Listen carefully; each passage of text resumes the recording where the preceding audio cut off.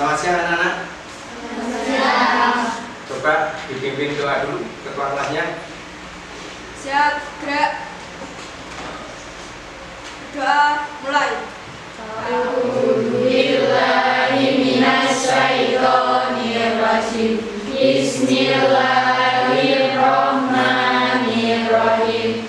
Alhamdulillahi rabbil alamin. Ar-Rahmanir-Rahim. Maliki yaumiddin. Iyyaka na'budu wa iyyaka nasta'in. Ihdinas siratal mustaqim. Siratal ladzina an'amta 'alaihim ghairil maghdubi 'alaihim waladdallin.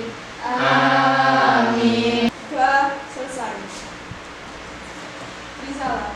Assalamualaikum warahmatullahi wabarakatuh. Waalaikumsalam warahmatullahi wabarakatuh. Anak-anak, sebelum pelajaran kita mulai, terlebih dahulu akan saya absen satu persatu. Ya, saya absen satu persatu.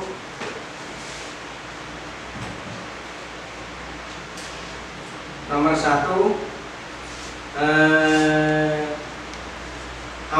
Atta. Mana ya? Leta. Masuk. Leta nama lengkapnya siapa ya? Reta Feliciana. Oh iya. Terus Safina ya? Safina. Oh Safina, masuk. Iya. Latifatul Makufah. Mana? Oh kamu yang baru main sana itu ya? Oh iya sudah.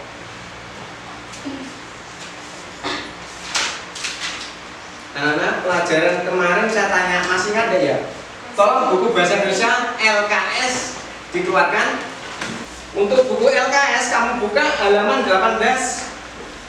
Pidato persuasif. Menyampaikan pidato persuasif. Sudah anak-anak? Ya. Kamu masih ingat? Saya ingin tanya pada kalian, kamu masih ingat untuk pelajaran minggu kemarin apa ya? Tes laporan hasil percobaan. Apa sih?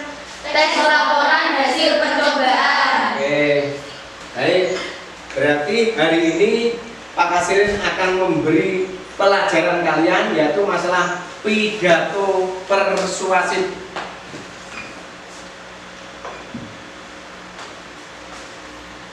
Pengertian pidato persuasif adalah mengungkapkan pikiran dengan kata-kata kepada orang banyak. Biasanya pidato disampaikan saat acara-acara besar. Meskipun pidato adalah komunikasi dua arah, pembicaralah yang lebih dominan. Ya. Pidato ini macamnya ada banyak. Ada yang tujuannya untuk memberi informasi, menyambut tamu, menghibur, menyampaikan pendapat, dan juga mengajak pendengarnya untuk melakukan sesuatu. Pidato jenis terakhir ini disebut pidato persuasif. Kemudian selanjutnya saya jelaskan penjelasan mengenai teks pidato persuasif. Pidato persuasif biasanya disampaikan karena adanya keresahan yang dirasakan oleh pembuat pidato. Makanya si pembuat pidato ingin mengajak atau meyakinkan audiens untuk melakukan sesuatu atau membuat perubahan sesuai yang diinginkan oleh pembuat pidato. Terus selanjutnya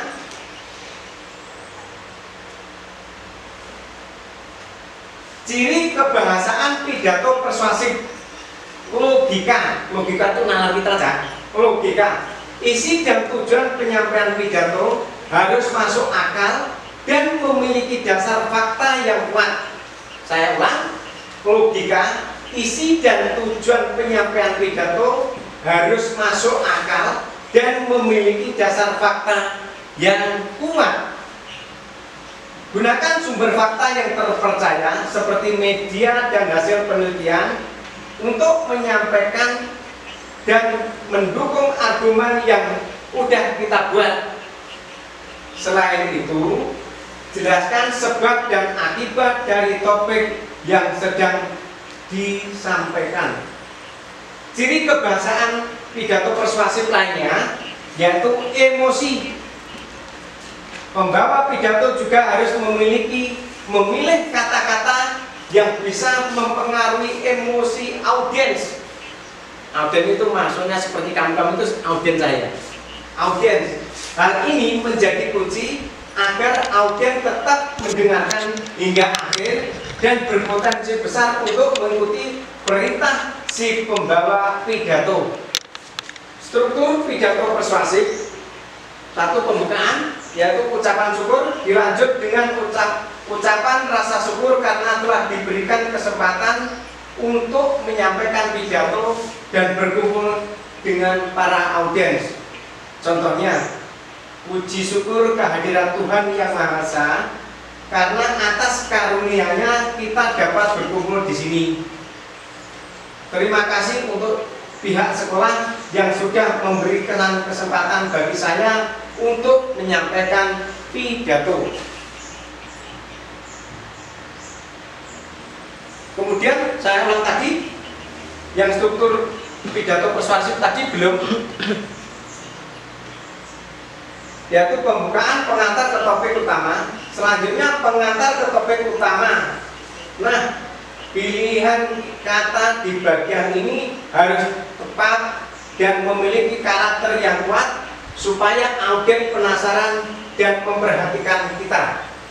Itu contoh, yang di bawah itu contoh anak-anak, yaitu hadirin yang saya hormati, berbicara mengenai persoalan keberhasilan lingkungan sekolah tidak akan ada habisnya. Setiap hari kita masih melihat ada sampah yang berserakan dalam kelas, sekitar lapangan, sampai kantin sekolah. Saya ulang, itu contohnya tadi, yaitu untuk pembukaan. Hadirin yang saya hormati, berbicara mengenai persoalan kebersihan lingkungan sekolah tidak akan ada habisnya. Setiap hari kita masih melihat ada sampah yang berserakan di dalam kelas, sekitar lapangan, sampai kantin sekolah. Struktur pidato persuasif: satu adalah isinya. Pada bagian isi, sampaikan informasi terkait topik pidato. Informasi ini harus disertai dengan fakta dan argumen yang meyakinkan. Isinya, saya ulang, isi struktur pidato persuasif yaitu isi. Pada bagian ini sampaikan informasi terkait topik pidato. Informasi ini harus disertai dengan fakta dan argumen yang meyakinkan. Kemudian struktur pidato persuasif yang terakhir adalah penutup. Dalam bagian penutup, kita bisa menyampaikan kesimpulan dari pidato persuasif ini. Permintaan maaf jika terjadi kesalahan saat menyampaikan suatu hal, dan salam penutup. Artinya salam penutup biasanya kan sering ada salam penutup kan biasa ya, diakhiri dengan ucapan salam. Terus selanjutnya yaitu langkah-langkah menulis pidato persuasif. Pahami audiens. Agar pidato yang kita sampaikan bisa dipahami dengan baik, kita perlu tahu siapa pendengar dari pidato yang akan kita bawakan. Penonton atau audiens akan jadi penentu kalimat seperti apa yang perlu kita gunakan, serta topik yang perlu kita sampaikan dalam pidato. Jangan sampai topik pidato yang kita pilih nggak nyambung dengan audiens. Jangan sampai topik pidato yang kita pilih tidak nyambung dengan audiens. Kemudian langkah-langkah menulis pidato persuasif selanjutnya adalah pilih dan tentukan topik pidato. Pelajari masalah-masalah atau keresahan yang sering muncul. Setelah itu baru pilih satu masalah yang ingin kita bahas untuk menjadi topik pidato. Setelah kita punya topik, cari informasi sebanyak mungkin berupa fakta dan data sebanyak-banyaknya terkait topik tersebut. Gunakan sumber informasi yang terpercaya seperti hasil penelitian dan pemberitaan media supaya pidato kita bisa meyakinkan audiens. Selanjutnya, tulis pidatomu. Tulis dan susun semuanya hingga menjadi naskah pidato yang utuh. Lu bisa lihat lagi struktur pidato yang sudah dijelaskan di atas. Lengkapi bagian pembukaan, rapikan bagian isi, dan jangan lupa berikan penutup. Pidato kita pun siap untuk dibawakan di depan banyak orang.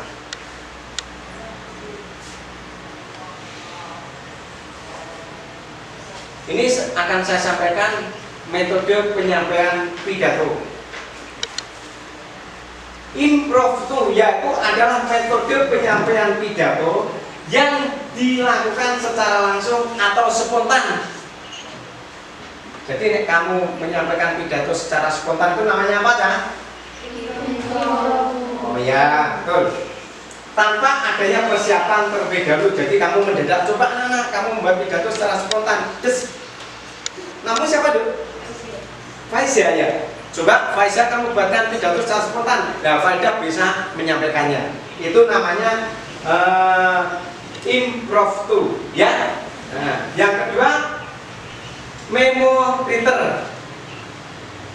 Metode penyampaian pidato dengan cara menghafalkan naskah teks pidato terlebih dahulu. Kita kasih contoh. Kamu namanya siapa dulu? Gadis. Ya. Coba gadis kamu membuat teks pidato yang memo writer. Jadi metode penyampaian pidato dengan cara menghafalkan naskah, dihafalkan dulu, naskahnya dihafalkan dulu, baru dibaca berdasarkan hasil apa, Cah? Hasil apa? Apaan tadi loh, yang dihafalkan tadi loh, ya. Kemudian berdasarkan naskah metode pidato ini adalah dengan cara membacakan teks atau naskah yang telah disiapkan sebelumnya. Ini contohnya apa, Cah? Contohnya, ya bisa? Contohnya, coba contohnya yang nomor ini loh. Metode penyampaian pidato dengan cara naskah. Setiap hari Senin pasti kamu akan tahu.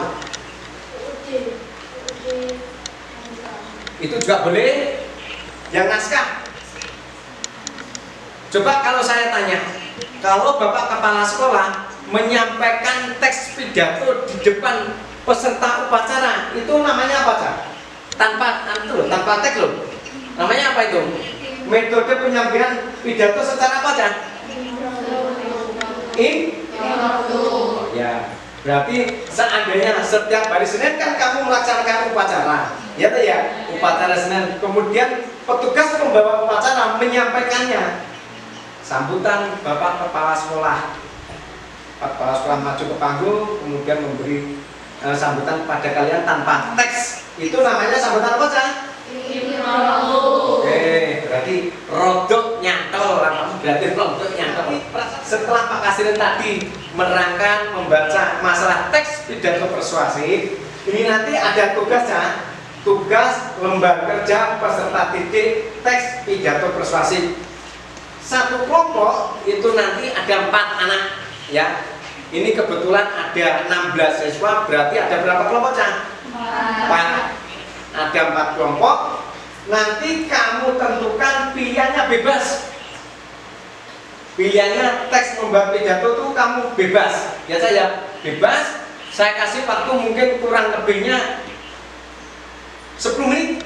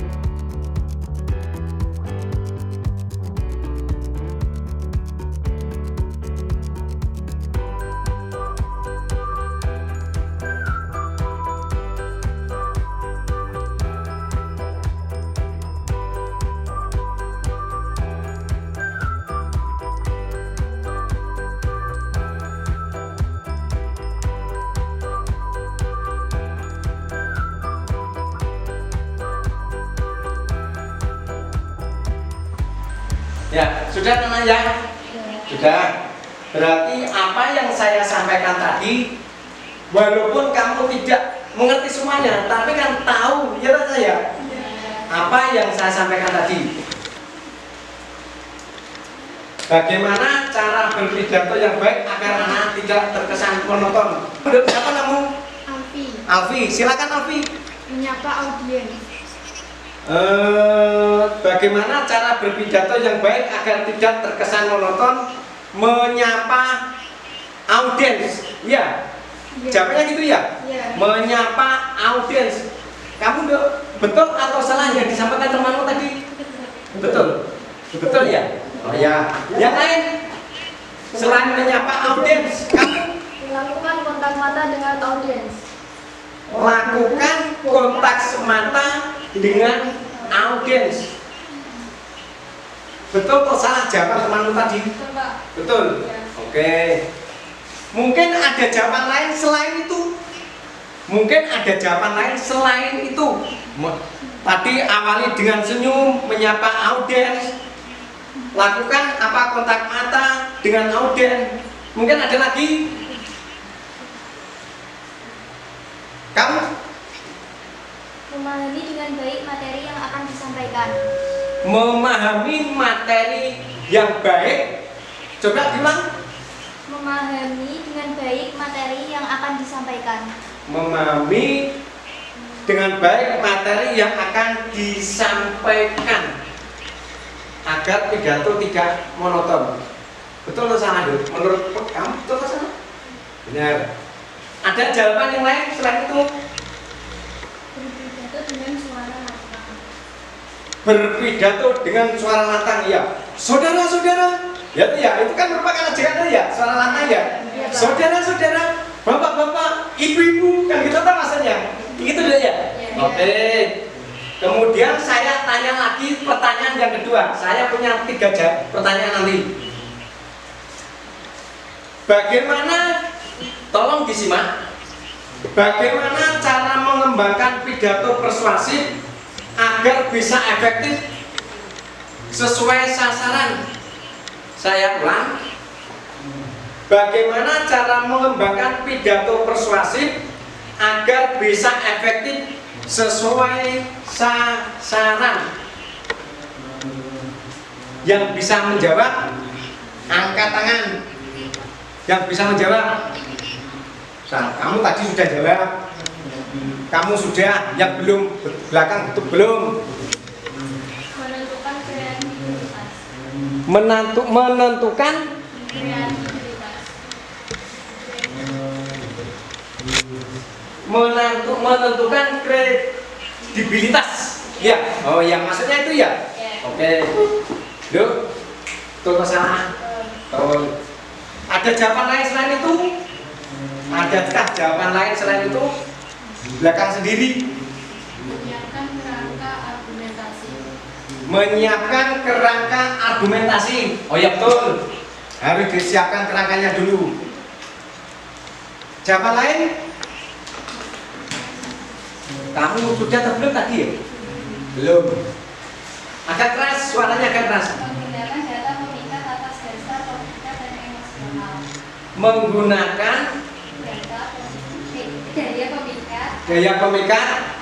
atas dasar logika dan emosional. Oh ya, tadi sudah dibaca Pak Kasirin di apa tadi? Lihat ya di layar tadi sudah bisa. Pertanyaan terakhir. Pertanyaan terakhir. Setelah itu kamu saya kasih tugas. Waktu kamu tadi minta 10 menit ya? Ya wes.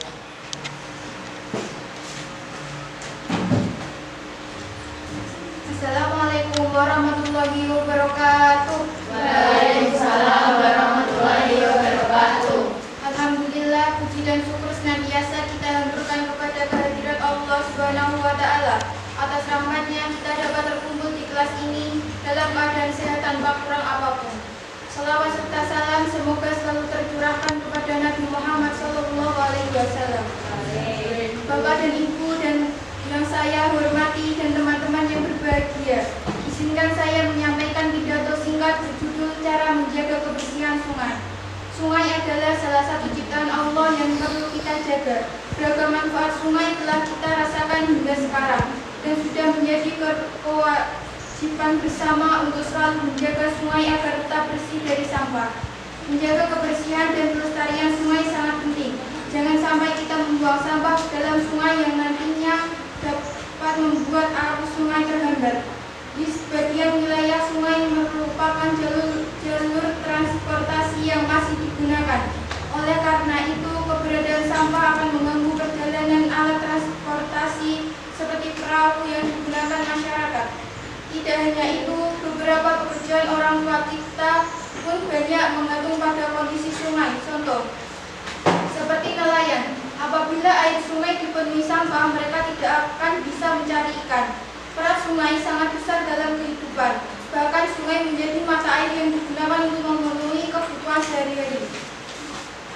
Oleh karena itu, marilah kita menjaga dan melestarikan kebersihan sungai kita. Hal sederhana yang bisa kita lakukan dengan tidak membuang sampah sembarangan.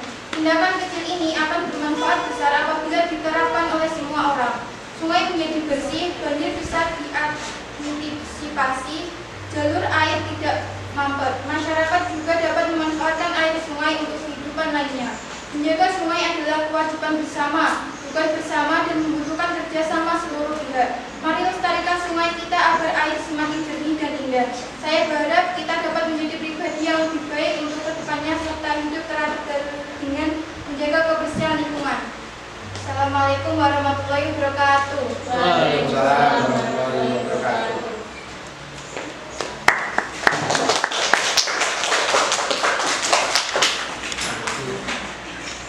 Coba satu kelompok lagi ya. Satu kelompok lagi. Assalamualaikum warahmatullahi wabarakatuh. Waalaikumsalam warahmatullahi wabarakatuh. Selamat pagi hadirin yang saya hormati. Hari ini kami ingin berbicara tentang sesuatu yang bisa membuka pintu menuju dunia yang lebih luas, lebih berwarna dan penuh dengan peluang baru, yaitu belajar bahasa asing. Di era globalisasi seperti sekarang, kemampuan berbicara dalam bahasa asing memiliki keuntungan yang tak terhingga. Belajar bahasa asing juga meningkatkan kemampuan berpikir kritis dan kreatif. Proses memahami dan menguasai tata bahasa, kosakata, dan konsep budaya dalam bahasa baru melibatkan latihan otak yang kompleks. Ini merangsang kreativitas dan meningkatkan kemampuan dalam memecahkan masalah dengan berbagai cara. Dengan menguasai bahasa asing, kita bisa berinteraksi dengan berbagai dunia. Tidak kalah penting, belajar bahasa asing memberikan pengalaman hidup yang tidak terlupakan. Proses belajar membawa kita dalam perjalanan penemuan diri, mengatasi tantangan, dan menciptakan pengalaman berharga yang tidak akan terlupakan. Jadi, marilah kita buka diri kita untuk belajar bahasa asing. Baik itu bahasa yang populer seperti Inggris, Jepang, maupun yang lain. Setiap langkah dalam perjalanan belajar bahasa membawa kita lebih dekat pada dunia yang lebih luas. Mari kita manfaatkan peluang ini dengan penuh semangat. Terima kasih atas perhatiannya. Bila ada salah dan kekurangan, saya mohon maaf.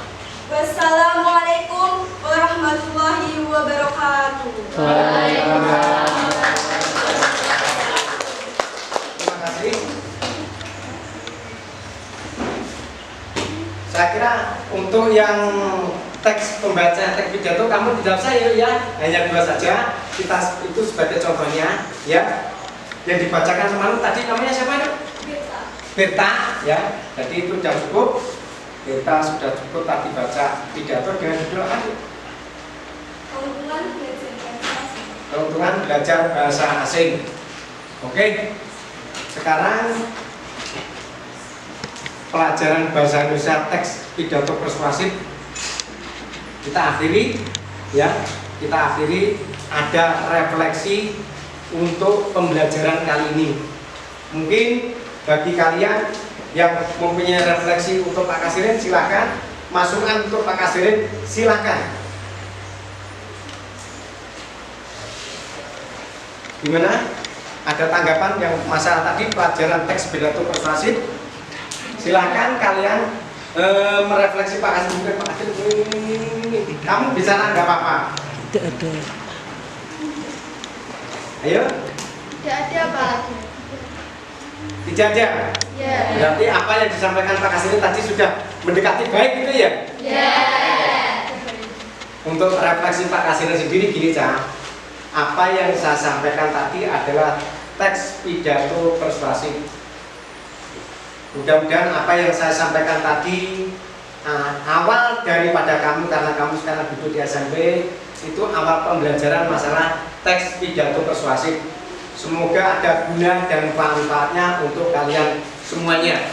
Ya, pelajaran hari ini kita mulai dengan kita tutup doa yang dibacakan oleh ketua kelas.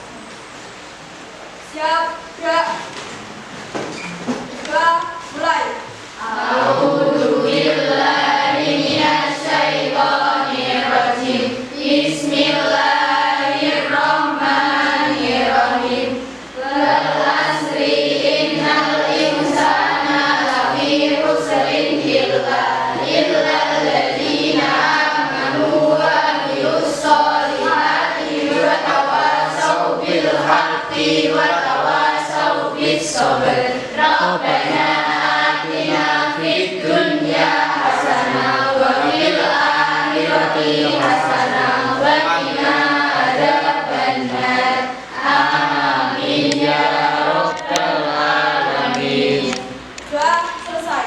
Beri salam. Assalamualaikum warahmatullahi wabarakatuh. Waalaikumsalam warahmatullahi wabarakatuh.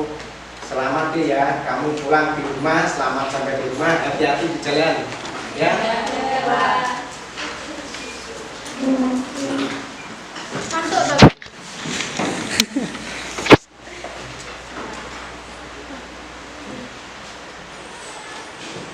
Ayo.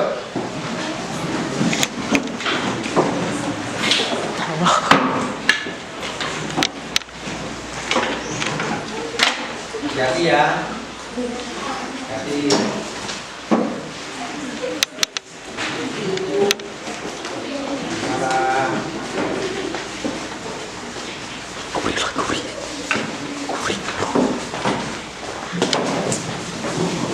Oh.